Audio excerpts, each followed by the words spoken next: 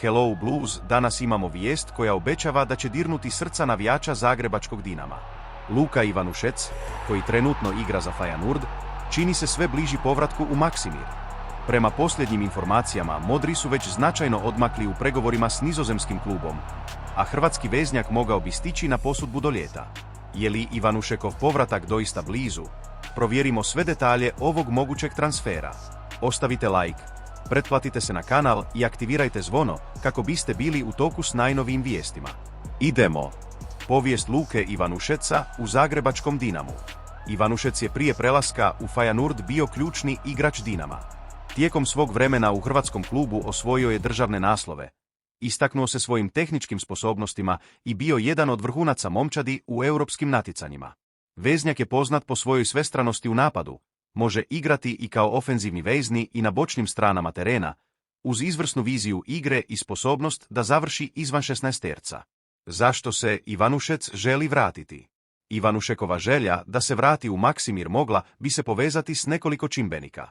Prilagodljivost, iako je Feyenoord natjecateljski klub, Ivanušec možda osjeća da ne postiže svoj puni potencijal u nizozemskoj momčadi.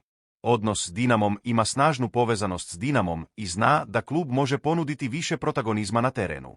Pripreme za Eurocup bliži se Euro 2024.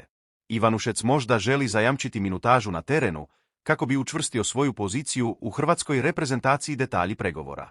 Modri idu dalje s pregovorima, a Ivanušekov povratak u Dinamo sve je izgledniji. Ugovor o kojem se do sada najviše raspravljalo bila bi posudba do ljeta s mogućim klauzulama za konačni otkup na kraju razdoblja. Ovo bi bilo korisno rješenje za obje strane.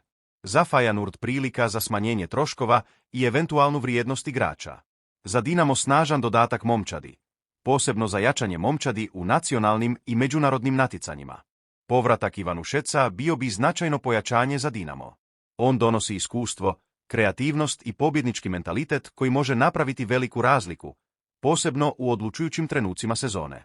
Nadalje, prisutnost idola poput Ivanušeca u momčadi može povećati samopouzdanje momčadi i navijača, stvarajući pozitivnu atmosferu na terenu i izvan njega.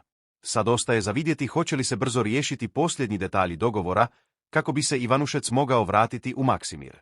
Vrijeme je na strani Dinama, ali navijači trebaju držati fige dok pregovori traju. Dakle, dečki, što mislite o mogućem povratku Luke Ivanušeca u zagrebački Dinamo? Bi li to bio dio koji momčadi nedostaje ove sezone? Komentirajte ispod i podijelite svoje mišljenje. Ostavite like, pretplatite se na kanal i aktivirajte zvonče kako biste pratili sva zbivanja u ovoj priči i još mnogo toga na nogometnom tržištu. Hvala vam na slušanju i vidimo se sljedeći put. Blues.